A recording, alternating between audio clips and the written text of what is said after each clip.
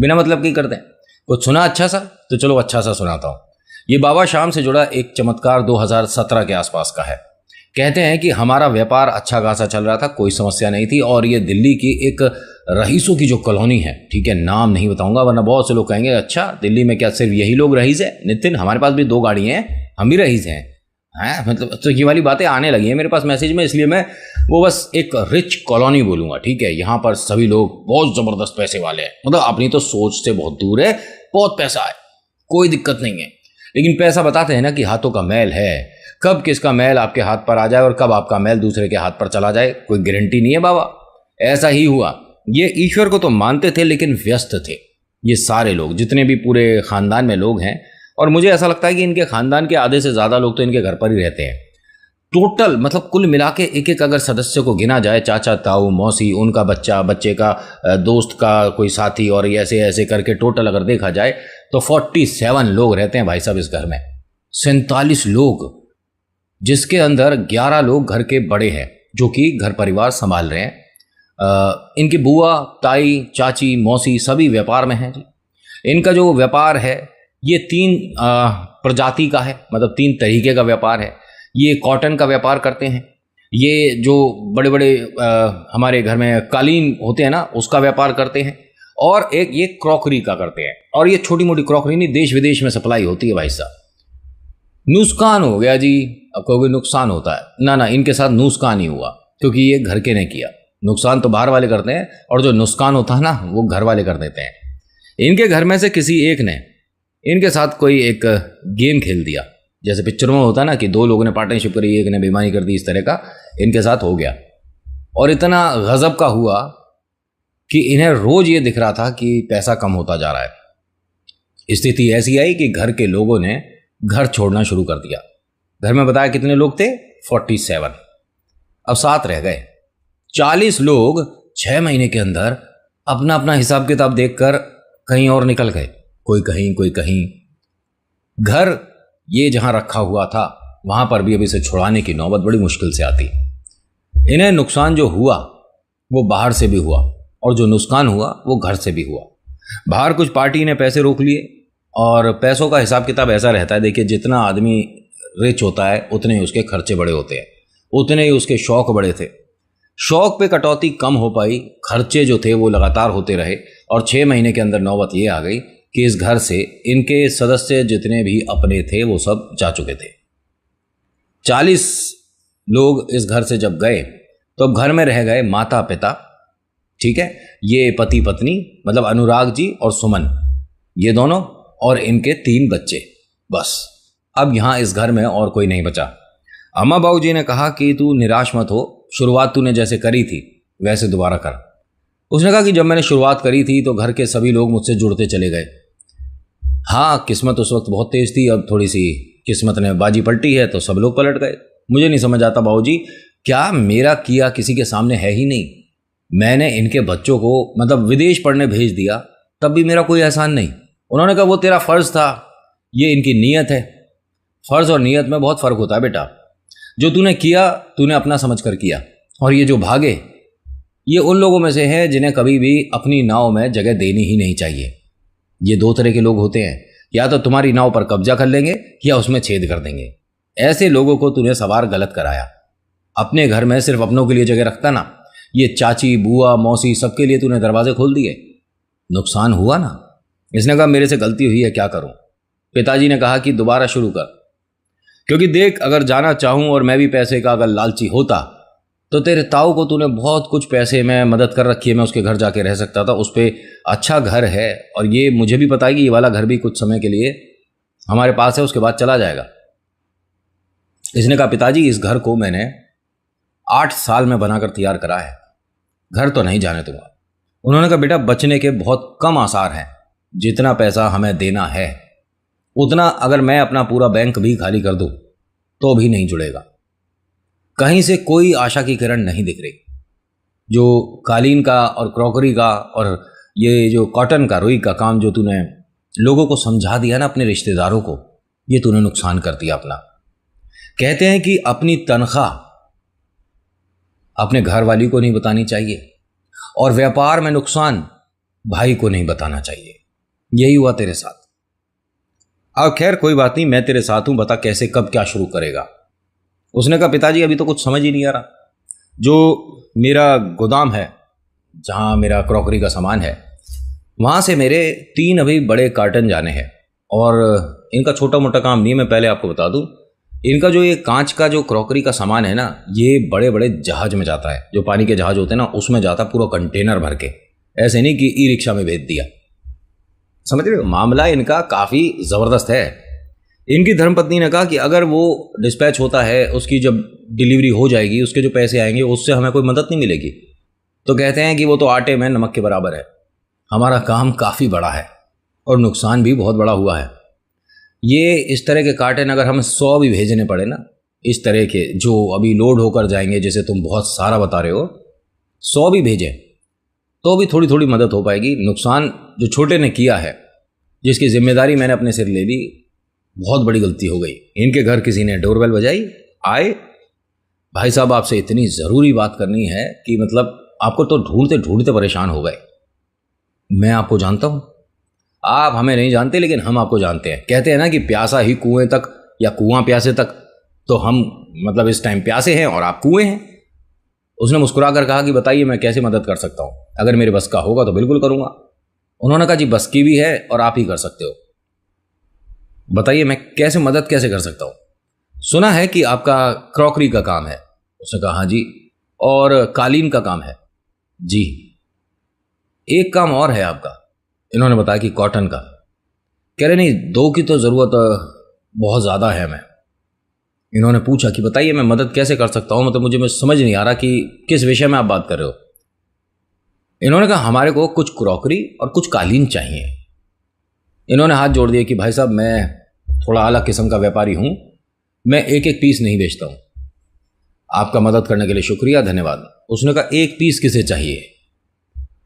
यहाँ इनकी धर्मपत्नी और इनके जो पिताजी हैं वो भी थोड़े कंफ्यूज हो रहे थे कि ना जाने कौन सा ऑर्डर है जिसको ये इस तरह से बता रहा है। और ये जानते हैं कि इनके बेटे का काम थोड़ा बड़ा ही है। कोई अगर ऐसे में शादी का इनविटेशन देने आ जाए तो इस पर क्या फ़र्क पड़ रहा है कि भैया हमारी शादी में क्रॉकरी लगवा देना। हंसेगा और कि मैं इतना छोटा व्यापारी नहीं हूँ, मैं थोड़ा सा लार्ज स्केल वाला हूँ। छोटे तो खैर वो भी नहीं होते, उनका भी दाम दमड़ी लगा होता भाई। इन भाई साहब ने कहा कि चलिए कल बात करेंगे उस विषय में, शायद आपने मुझे गलत आंक लिया। उन्होंने कहा नहीं बताइए क्या बात है। उन्होंने कहा नहीं, अब तो मैं कल ही बताऊंगा, जब कल बाबा शाम हमारे घर आएंगे तब बताऊंगा। तो इनके पिता ने पूछा कि कौन बाबा जी आ रहे हैं, अगर वो मतलब हाथ देखना जानते हैं तो मैं अपने बेटे का हाथ दिखाना चाहता हूँ, जन्मपत्री। उन्होंने कहा अरे आप गलत समझ रहे हो, कोई वैसे बाबा जी नहीं कि मतलब जिन्हें आप देख सकते हो, कोई इंसानी रूप नहीं है। हमारे गुरु, हमारे भगवान, हमारे इष्ट, हमारे खाटू श्याम जी कल हम अपने घर में स्थापित कर रहे हैं। जो हमने मूर्ति मंगवाई थी विदेश से वो आ गई है, उसकी 11 दिन की वो जो स्थापना होती है उसके बाद घर में विराजमान। तो कल एक भव्य कीर्तन रखा है, तो शाम को आइएगा, शाम को बात करेंगे। इन्होंने कहा ठीक है। खाटू श्याम? उन्होंने कहा हाँ जी। तो ये कहाँ रहते हैं? थोड़ा सा उनके बारे में बताया, फिर कहा कि बाकी बातें तो जी जागरण में ही होगी। अगले दिन सुबह ये घर पर ही थे, ये कहीं फैक्ट्री नहीं गए, बस ये उधेड़ बुन में लगे थे कि कौन सी पेमेंट कहाँ रुकी है, किस्ते कैसे मंगाएं, क्या करें, कुछ नहीं समझ आ रहा। और ये आदमी कई लोगों से, 8-9 लोगों से पैसे मांग मांग कर थक गया था। इसका हिसाब किताब बन नहीं पा रहा था। वो लोग हर 2 दिन बाद 3 दिन बाद कर रहे थे। इन्होंने देखा सुबह 12 बजे से यहाँ इनके घर के सामने जो एक बहुत बड़ा ग्राउंड है, बहुत बड़ा, मतलब यहाँ रामलीला होती थी, वहाँ पर भाई साहब टेंट लगने शुरू हुए। और कोई टेंट हल्का फुल्का नहीं लगा था, बेहतरीन, महंगे से महंगा। इन्हें देखा प्रोग्राम तो कुछ ज़बरदस्ती हो रहा है। फिर बड़े बड़े बैनर लगने लगे कि ये बड़ा सिंगर आ रहा है, वो बड़ा सिंगर आ रहा है। भाई साहब 6 तो सिंगर, और वो भी शानदार, जिन्हें हम टीवी पर देखते हैं। इन्होंने कहा कि ये जो कल आए थे भाई साहब, हिसाब किताब तो अच्छा ही है इनका। ये जिनको बुला रहे हैं ये कोई सिंगर मुफ्त में तो आते ही नहीं। वो अलग बात है कि श्रद्धा है, ठीक है, भजन कर रहे हैं, लेकिन उनके घर में भी तो परिवार है, हर कोई पैसे के लिए करता है। इन भाई साहब ने बहुत पैसा लगा दिया इसमें। देख रहे हो ये जो टेंट वगैरह लग रहा है, ये भी कोई सस्ता नहीं है, कोई 10-5 का नहीं है, ये लाखों वाला हिसाब किताब हो रहा है यहाँ। अब भाई साहब 6 बजे के बाद यहाँ पर लंबी लंबी गाड़ियाँ आनी शुरू हो गई थी। एक तरह से वैले पार्किंग शुरू हो गया, कारपेट बिछे और न जाने क्या क्या। देखकर ऐसा लग रहा था कोई 5 स्टार होटल है। इनको भी बुलाया गया था इनका जाना बनता था, लेकिन ये तैयार नहीं हुए जाने के लिए। वो भाई साहब आते हैं इनके घर। उन्होंने आज कुर्ता पजामा पहन रखा है और उनके पास एक बहुत बड़ी, बहुत प्यारी खाटू श्याम बाबा की तस्वीर थी। कहते हैं कि भैया आप गलत कर रहे हो, आपको मैंने न्योता दिया था, अभी तक तैयार नहीं हुए, देखो 7 बज गए। गलत बात है ना। उन्होंने कहा हाँ हाँ हम आएंगे, बस अब मैं नहा धोकर थोड़ा सा फ्रेश हो जाऊँ, आऊँगा। अच्छा ये लो, आप पूछ रहे थे ना कि ये कौन है, ये है बाबा श्याम। और इनके बारे में कहा जाता है कि जिस घर ये गए उस घर से समस्याएं इन्होंने लुपटा के अपने पगड़ी के भीतर रख ली। सच में बाबा की पगड़ी समेत अगर आपने कोई तस्वीर लगा रखी अपने घर में तो आपकी सारी चिंताएं बाबा के पगड़ी के नीचे। इन्होंने ऐसे ही बोला। अच्छा ठीक है, ये आपकी श्रद्धा है, लेकिन मेरी समस्या बहुत बड़ी है। कहते हैं कि बाबा की पगड़ी भी बहुत बड़ी है, आपकी समस्या यूं सॉल्व हो जाएगी। ठीक है, आप परेशान ना हो, लेकिन आना जरूर भाभी जी और अम्मा बाबू जी, बच्चों को लेकर आइए। ये भाई साहब ना नुकुर करते करते 9 बजे करीब गए। इन्होंने कुछ लोगों से जब इंट्रोड्यूस कराया तो उनमें से एक आदमी वो है जिसके पास इनका मकान रखा हुआ है। अच्छा भाई साहब आप नमस्कार, जय श्री श्याम। आपने बताया नहीं कि आप बाबा से जुड़े हुए हो, अब बड़ी शर्मिंदगी लग रही है हमें। उन्होंने कहा मैं समझा नहीं, मैं तो यहाँ पहली बार आया हूँ। उन्होंने कहा शुरुआत तो कहीं ना कहीं से पहली बार ही होती है, लेकिन अब मुझे बड़ी शर्म आ रही है कि वो जो कागज़ मेरे पास रखे हैं मैं किस मुंह से उन्हें एक्सेप्ट करे, मुझे समझ नहीं आते। भाई साहब कीर्तन के बाद मैं घर दे जाऊँगा। उन्होंने कहा मैं आपकी पेमेंट करूँगा। अरे आपने जब करनी हो जब कर देना भाई साहब, आप मुझे शर्मिंदा कर रहे हो। बाबा का मेरे ऊपर हाथ है और बिल्कुल परेशान होने वाली बात नहीं है। आप कागज़ मैं अभी कहो अभी फ़ोन करके मंगवा लेता हूँ। इनकी आंखों में एकदम आंसू आ गए कि भाई इतनी जल्दी चमत्कार नहीं होते, और हमने तो अभी जय श्री श्याम भी नहीं बोला था। नहीं बोला इन्होंने, इन्हें पता ही नहीं बोलना है, जय श्री श्याम बोलना है, क्या बोलना है, खाटू श्याम बाबा की जय बोलना है, कुछ नहीं पता। लेकिन कागज़ जहाँ रखे हुए थे वहाँ से उम्मीद ये थी कि इन्हें कुछ ही समय में 6 महीने में मैक्सिमम घर छोड़ देना है। उस आदमी ने कह दिया कि जब तुम पे हो तब दे देना। ऐसे कहने वाले कितने मिलते हैं। इतना कोई कह देना तो एकदम सांस में सांस आ जाती है कि अरे मेरे को इसका इतना देना था भैया। इसने कहा कि जब हो तब दे देना, मुझे कोई आपत्ति नहीं पैसों की। इनकी आंखों के आंसू देखकर इनके पड़ोसी ने, जो कि नया मित्र बना है जिसने यहाँ इनवाइट किया है, उसने कहा कि बुरा मत मानना, अभी ये शुरुआत है। मुझे थोड़ा सा पता है आपके बारे में, थोड़े से परेशानी में थे, मुझे पता है। इसीलिए मुझे हो सकता है कि बाबा ने सपनों में दर्शन दिए और कहा कि एक तेरा मित्र छूट रहा है, उसे भी बुला कर ला। आपके लिए एक ऑर्डर है। जी बताइए। इन्होंने जयपुर में एक होटल था, उस पूरे होटल के और उसकी जितनी भी ब्रांच है, उसके दिल्ली में है, आगरा में है, या इंडिया में जहां भी है, पूरा ऑल ओवर इंडिया मानकर चलो, उसके अंदर क्रॉकरी और कारपेट, उन दोनों में इसका नाम सजेस्ट कर दिया है। और इसकी इतनी बात है कि 90% हाँ है। इस आदमी को समझ नहीं आया कि अगर ऐसा होता है तो 2 महीने में मेरी सारी समस्याएं दूर हो सकती हैं।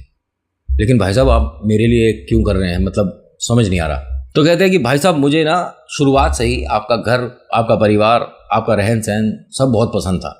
वो अलग बात है कि कभी मुलाकात नहीं हुई, बाबा ने आज मौका दिया तो आज बात हुई है। मेरी गुड़िया है, इकलौती बिटिया, पूरे खानदान में सिर्फ बेटे ही बेटे हैं, इकलौती बिटिया है, और हम चाहते हैं कि आपके घर आए। आपका बेटा फाइनल ईयर में है, उस कॉलेज में है, मैं जानता हूँ। मेरी गुड़िया दूसरे कॉलेज में है, दोनों का एक ही बैच है, एक ही जगह ये कोचिंग पर जाते हैं। दोनों ने एक दूसरे से आज तक बात नहीं करी होगी, इस बात की मैं गारंटी लेता हूँ। ऐसा नहीं कि दोनों के बीच में कुछ प्यार इश्क है और उसकी वजह से मैं प्रस्ताव मतलब से पहले ये सारी भूमिका बना रहा हूँ ना। आप शादी को स्वीकार करो नहीं करो, लेकिन मैं आपकी मदद ज़रूर करूँगा क्योंकि आप उसके लायक हो। मैं 8-10 लोगों के मतलब रेट वगैरह और क्वालिटी वगैरह देख चुका था, कोई भी आपके आसपास मैच नहीं करता। अगर आप चाहो तो काम आपको मिल सकता है। उन्होंने कहा जी मैं इसमें मना करने वाला होता ही कौन हूँ, आप जानते नहीं हो कि मैं किस परिस्थिति से चल रहा हूँ, और अगर ऐसे में मेरी मदद होती है तो आप ईश्वर हो। उसने कहा मैं कुछ भी नहीं हूँ, ईश्वर वो हैं जो कि सामने पगड़ी पहने बैठे हैं। मेरी तो सारी चिंताएं उन्होंने अपनी पगड़ी के नीचे रख रखी हैं, और इन्होंने ही मुझे सपने में आकर ये बताया कि एक तेरा दोस्त है जो कि छूट रहा है, उसे भी बुला। आपको इनविटेशन देने से पहले थोड़ा सा आपके बारे में जब पता किया तो मैंने आपके रेट्स वगैरह देखे जो आप लोगों को ऑफर करते हैं। मुझे जचे, मैंने क्वालिटी देखने के लिए सामान मंगवाया, मुझे वो भी जचा, मैंने आगे प्रस्ताव भेज दिया, कोरियर करा, उन लोगों को पसंद आ गया। तो जी मैं तो बस बीच में एक माध्यम हूँ, सामान आपका है, पसंद करने वाले वो हैं, और कुछ नहीं। उन्होंने कहा भाई साहब कोई मदद नहीं करता है ऐसे में, सब हर जगह अपना ही कोई लग जाए तो ज़्यादा बेहतर है। उन्होंने कहा अगर रिश्तेदारी में हो गए हम दोनों भी तो मैं भी थोड़ा सा यहाँ पर सेल्फिश हो जाऊँगा, क्या कहते हो आप? इन्होंने अनुराग जी ने हाँ कर दिया और कहते हैं कि अब आज के बाद जो मैं कहता था कि मेरे 4 भाई, मुझे ऐसा लगता है कि अब मेरे 5 भाई हैं। कहते हैं कि ना ना ना जी, भाई नहीं बनाइए, भाई तो आपके साथ जो थे वो जानते हो आप कैसे हैं, क्योंकि भाई शब्द जुड़ते के साथ ही ना कहीं ये मैल आ ही जाता है। पैसों को लेकर विपदा आज नहीं तो कल हो ही जाती है। जो ज़्यादा दोस्त भाई रूप में बनते हैं ना, उनके साथ समस्या यही है कि वो आगे जाकर डसेंगे ज़रूर, आज नहीं तो कल। और ये लिखवा लीजिए, ऐसी एक भी कोई यारी दोस्ती नहीं जिसने या तो सामने या पीठ पीछे डसा ना हो। जो सही में एक भाई है ना, जो आपके सगे हैं, बस वो ही हैं। बाकी दोस्त कह लो, दोस्त से बढ़कर कह लो, लेकिन भाई मत कहो। मैंने बहुत भाई देखे हैं ऐसे। इन्होंने कहा चलिए ठीक है, फिर तो हम संबंधी रहेंगे। उन्होंने कहा अभी संबंधी भी नहीं, जब मैं कल आऊँगा बिटिया के साथ, जब आप हाँ करोगे और बिटिया हाँ करेगी और बेटा हाँ करेगा, तब जाकर एक संबंध बनेगा, उसके अलावा कुछ नहीं। अब यहाँ भजन में इतना मन लग रहा था कि हर लाइन शायद हमारे लिए ही कही जा रही है। मुझे नहीं समझ आता कि लोग इस बात को मानने से क्यों कतराते हैं कि ईश्वर चमत्कार करते हैं। इनके साथ जो हुआ वो वास्तव में बहुत ज़बरदस्त चमत्कार था। अगले दिन ये गुड़िया अपने पिता के साथ आती है। बेटा इतना प्यारा है कि मतलब है तो आज के ज़माने का, लेकिन अपने पिता के हाँ को हाँ और ना को ना कहता है। वो बहुत प्यारा इंसान है, लेकिन गणपति का बहुत प्यारा भक्त भी है। कहता है कि नितिन भैया आपको यकीन नहीं होगा कि मैंने अपने घर में मूषक रखे हुए हैं और वो नाम से आते हैं। मतलब इनके घर में मूषक हैं, चूहे, ठीक है, और वो नाम से आते हैं। मैंने कमाल है, कृपा ऐसी है कि मैं आज तक हारा ही नहीं हूं, और अब तो मेरे पास हारे के सहारे भी आ चुके हैं। मैंने बताया शुरुआत में कि इन्होंने कभी सोचा नहीं था कि व्यापार बदलेगा, लेकिन बदल गया। ये जो गुड़िया आई है ना, इसने इनके घर में 3-4 चीज़ों की ऐसी तारीफ करी शादी के प्रस्ताव को हाँ करने के बाद। नहीं बेटा, ये तो हमने खुद ही डिज़ाइन करा था। ये फर्नीचर के बारे में इन्होंने तारीफ करी कि फर्नीचर में ये जो कुछ चीज़ें हैं ना, ये बहुत बारीकी जो है बहुत प्यारी है, और ये लड़की आर्किटेक्ट है। सच में? हाँ, मतलब अभी पापा जी मैं थोड़ा सा पढ़ रही हूँ, थोड़ी जब बन जाऊँगी आर्किटेक्ट तो मैं शायद मदद कर पाऊँ किसी चीज़ में। आज के टाइम में इनकी शादी हो चुकी है, एकदम प्रॉपर। जो एक नाव थोड़ी सी डगमगा गई थी वो अब स्थिर चल रही है और बढ़िया चल रही है। बड़े बड़े जहाज जो चल रहे थे, जो माल डिलीवर कर रहे थे, उसमें अब इनका माल दुगना चढ़ने लगा है। एक काम और बढ़ गया है, फर्नीचर का। और हाँ, ये भारत में भी और बाहर भी। इनकी गुड़िया के नाम से इन्होंने फैक्ट्री डाली है। जो बहू आई है इनके घर, उसने एक तरह से एक नया इनको जरिया दिया। उसको इनके पतिदेव मतलब अनुराग के बेटे और बहुरानी संभालते हैं। डिज़ाइन अनुराग जी की बीवी करती हैं। कमाल की बात देखिए, घर में सारे ही आर्टिस्ट हैं। और हाँ, इन्होंने बाबा श्याम की एक मूर्ति कही हुई है जो कि कहते हैं कि अक्टूबर में आएगी। वो जब आएगी मैं ज़रूर दिखाने की कोशिश करूंगा, क्योंकि मैंने भी आज तक कांच में पानी साथ बाबा श्याम की कोई प्रतिमा देखी नहीं है। इन्होंने जो बताया, मैंने कहा अगर ऐसा पॉसिबल है तो मुझे दिखाइएगा ज़रूर एक बार। और 3D में है। लोगों की आस्था है। और देखिए, ऐसा नहीं कि पैसे वाले हैं तो बाबा ने चमत्कार किया। मैं तो नहीं, मैं तो छोटी सी फोटो थी मेरे पास बाबा की, मेरा तो उससे चमत्कार हो गया। और वो भी मैंने खुद नहीं खरीदी, मुझे तोहफे में मिली थी। एक हम पाठ में गए थे, वहाँ पर प्रसाद के रूप में हमारे को एक तस्वीर मिली बाबा से जब मैं जुड़ गया। तो मेरा तो बस यही कहना है कि आप आस्था रखो, चमत्कार तो ज़बरदस्त होते हैं। तो आज की कहानी में इतना ही। आज की कहानी आपको कैसी लगी बताइएगा ज़रूर। अच्छी लगी तो प्लीज़ लाइक करिए, शेयर करिए, कमेंट में लिखिएगा जय श्री श्याम, आपका नाम आपकी जगह। हर बार कहता हूं कि किसी भी कहानी को, किसी भी बात को मन गढ़ंत, मन से बनाई हुई कुछ भी मानकर आप अपने मन को तसल्ली या मेरे को डिसलाइक दे सकते हो, लेकिन एक बात से पीछे नहीं हटूंगा, ईश्वर चमत्कार करते हैं। So thank you so much for watching. मेरा नाम नितिन है। मुलाकात करूंगा आपसे एक अगली वीडियो में। हर हर महादेव, जय भोलेनाथ। धन्यवाद।